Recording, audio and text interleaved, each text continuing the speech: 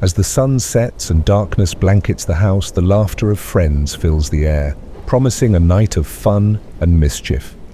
But when the lights go out and shadows creep along the walls, what begins as a cozy sleepover can quickly devolve into a chilling nightmare. Imagine settling in for a night of ghost stories and snacks, only to find that some tales hold a grain of truth. Tonight, we're diving into 3 true spine-tingling sleepover horror stories, accounts of unsuspecting friends who discovered that the real terror was closer than they ever imagined. But before we delve into tonight's terrifying tales, a huge shout out to all of you. Your support fuels this channel and keeps the nightmares coming. If our eerie stories captivate you, make sure to hit that subscribe button and ring the bell so you never miss a chilling episode. And if you want to help us grow and keep the fear alive, share our videos, drop a comment, or explore our support options on Patreon or Ko-fi. Every bit of support helps us bring you the best spine-tingling content. Thank you for joining us on this dark journey. Now let's embrace the shadows together. Let me take you back to December 29th, 1999. I was just a teenager, and that night, my best friend Olivia and I were buzzing with excitement. We were celebrating her 16th birthday with a sleepover that we had been planning for weeks. We kicked off the evening at our favorite local pizzeria, indulging in cheesy slices and giggling about everything from school gossip to our crushes. It felt like we had all the time in the world, and we couldn't wait to dive into our typical sleepover shenanigans. As the hours rolled by, we settled in for a night filled with laughter, snacks, and movies. We were wrapped up in our own little world, completely unaware of the dark shadow lurking just outside our bubble. Around 5:30 a.m., I remember being jolted awake by the sound of sirens. Confused and groggy, I glanced at Olivia, who was still asleep, oblivious to the chaos unfolding. A motorist had spotted flames shooting from Olivia's house and called the fire department. My heart sank as I listened to the distant sounds of fire trucks racing through our quiet neighborhood. When the firefighters arrived and battled the blaze, they discovered something far worse than flames. They found Olivia's mum, Diane, brutally taken from this world. The news sent shockwaves through our community, leaving everyone in disbelief and horror. But what struck me to my core was that neither Olivia nor I were anywhere to be found. Panic surged through me when I heard that Emma's car was still parked in the driveway, keys dangling in the ignition, suggesting she had tried to escape. The initial investigation turned its gaze to Olivia's dad, Richard, but my heart shattered when they found him among the ruins. It was clear that something much darker had transpired that night. The fear in our town escalated. Families locked their doors, terrified of the unknown. I watched as the community united in grief, candles lit in vigil for the Parker family, but I felt an emptiness growing inside. Days turned into weeks, and despite our desperate cries for answers, there were none. Each passing day felt heavier, and I could see the hope fading from Olivia's family and my own as the case went cold. Years slipped by, and I found myself accepting the grim reality of the situation. Then, unexpectedly, 2 incarcerated men claimed to know what happened that fateful night. They made chilling confessions, saying they had abducted Olivia and me, driven by twisted motives related to drug debts that had nothing to do with us. My heart raced as I listened to their stories, but despite extensive searches, nothing was found to support their claims. It turned out they were just seeking attention, playing with our lives from behind bars. In the aftermath of it all, questions began to surface about how the local police had conducted the investigation. The Parker family had a tumultuous history with law enforcement, leading to tension and distrust within the community. I could see how the police's failure to act quickly compounded the heartbreak and fear. Finally, in April 2018, a glimmer of hope emerged. I vividly remember the moment I received the news that a man named Walter Simmons was about to be charged with multiple counts related to our case. My emotions were a whirlwind of relief and sorrow. While it felt like justice might finally be served, the weight of everything that had happened lingered heavily. It became clear that Olivia and I had been victims of a truly horrifying ordeal, subjected to unimaginable horrors at the hands of those who reveled in their sadistic desires. In July 2020, Walter Simmons accepted a plea deal, pleading guilty to being an accessory in the murders. While this marked a kind of closure, it felt woefully inadequate given the gravity of the situation. The scars from that night would never fully heal, and I realized the memory of Olivia would forever haunt me, a constant reminder of how quickly life can change and how darkness can creep into the most unsuspecting places. The community still feels the echoes of that tragedy. Families have grown closer, supporting one another through the lingering pain, but the shadows remain. Each year, we gather to remember Olivia and honor the life she should have lived. We share stories, laughter, and tears, trying to keep her spirit alive in our hearts. As for me, I've learned to navigate the world with a heightened sense of awareness. I cherish every moment with my loved ones and advocate for safety in our community.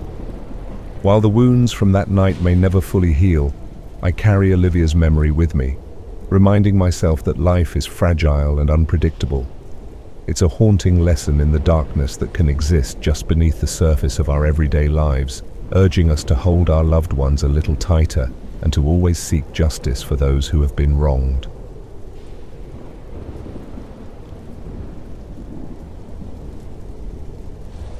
Years ago, on a chilling, snowy night, my friend Jake came over for a sleepover, unaware that his presence might very well have saved my life.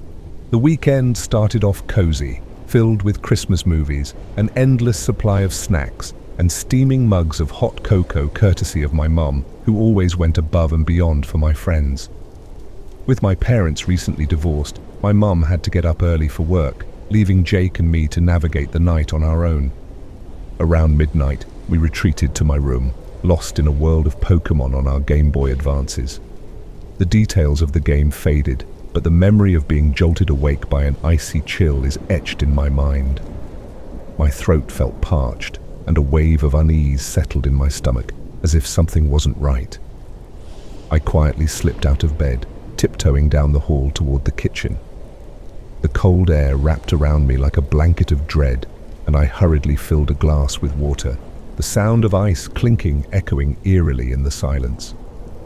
As I returned to my room, the unsettling feeling gnawed at me, intensifying with every step.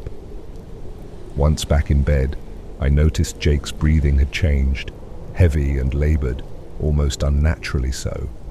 Irritated by the sound, I tossed a pillow at him, urging him to settle down. But when he looked back at me, confusion in his eyes, his gaze shifted to the space beneath my bed. Suddenly, he screamed, and the blood in my veins turned to ice. My heart raced as I followed his terrified gaze. There, beneath my bed, was a middle-aged man with long hair, his eyes wide and intense. He pressed a finger to his lips, a silent command for us to remain quiet. The surreal sight sent a jolt of adrenaline through me. "I know your mom. I'm here to see her," he whispered, his voice low and chilling. Panic surged within me as I realized the gravity of our situation. In a split second, Jake and I sprang to our feet, fueled by sheer instinct, and bolted from the room, our screams echoing through the house. We sprinted down the hallway, desperate for safety, and burst into my mum's room. We barely managed to relay the horror unfolding in our home when the frantic sound of the doorknob rattling violently filled the air. My mum, already in tears, dialed 911, her voice trembling as she pleaded for help. Meanwhile, the man continued to pound against the door, but as soon as he heard my mum's desperate calls, he suddenly stopped, disappearing into the night. Minutes felt like hours until the piercing wail of sirens shattered the stillness. The police arrived swiftly, their presence a comforting balm amidst the chaos. They searched the house, discovering forced entry through the spare bedroom window upstairs, finally explaining the draft that had chilled me awake. The man had claimed to know my mum, but she had no memory of him. The incident left us rattled, casting a long shadow of doubt over our safety and the motives of our mysterious intruder. The next day, a reinforced lock was installed on that upstairs window, a small reassurance in a now fragile sense of security. Even after all these years, the identity of that man remains a haunting mystery, a ghost of that night lurking in the corners of my mind. It's a constant reminder that danger can slip into our lives when we least expect it, even in the supposed safety of our own homes.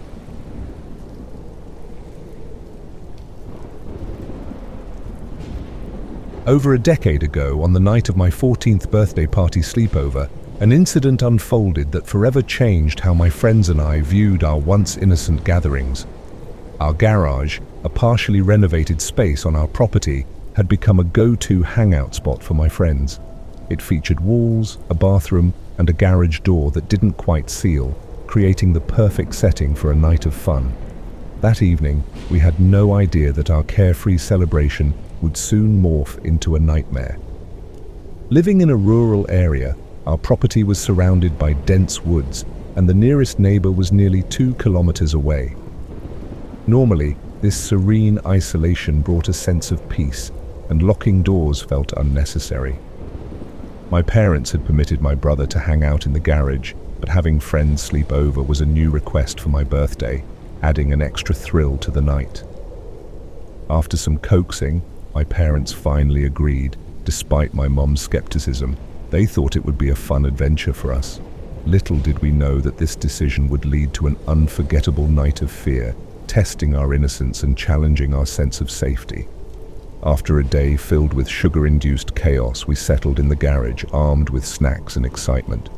We received strict instructions to be in bed by 11 p.m., and I was in charge of locking the roller door securely. As the clock struck 11, our anticipation bubbled over, and we decided to play a game of hide-and-seek in the darkened space. 3 rounds in, it was my best friend's turn to seek, and as we scattered, I squeezed behind a cupboard near the roller door, giggling with adrenaline. However, the laughter soon died down when I heard giggles coming from a place where no one should have been hiding. My heart raced as I shifted to a different spot, glancing out the nearby window. The night was pitch dark, save for the eerie glow of the moon. Suddenly, I saw a shadow pass by the window, stopping just outside. I froze, thinking it might be my dad or brother coming to catch us, but as the shadow lingered, dread washed over me. Panic gripped me as scratching sounds echoed from the garage door. We all hesitated, unsure if it was a prank or something much worse. But then came the knocking, mixed with unsettling giggles and the sound of someone banging on the windows. The shadow loomed larger, hinting at a grown man, or worse.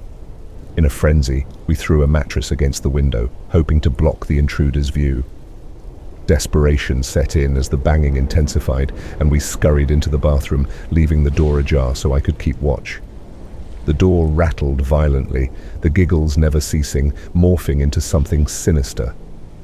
In that moment of fear, I screamed, loud and piercing. The other girls joined in, and miraculously, the banging stopped. It was as if our collective fear had startled the intruder. My dad, hearing the commotion, burst through the garage door just moments later. But the figure had vanished, leaving nothing but a lingering sense of dread. Once inside the house, we huddled together as my dad comforted us, trying to calm our trembling bodies. My mum rushed to us, concern etched on her face. To help us find some peace, she let us share their king-sized bed that night, a small comfort after such a traumatic experience. The following days were filled with lingering anxiety. We held our sleepovers in the house, keeping the lights on and doors locked. My parents reinforced security around the property, realizing that even in the countryside, safety was not a guarantee. They reminded us of the importance of being vigilant, understanding that danger can intrude when we least expect it. If you've encountered a terrifying event, or have a spine-chilling horror story to share, we at Eerie Shadows want to hear from you. Share your experiences with us, and let's uncover the mysteries lurking in the eerie shadows together. Be sure to like and subscribe to our channel for more eerie tales and spine-chilling stories like this one.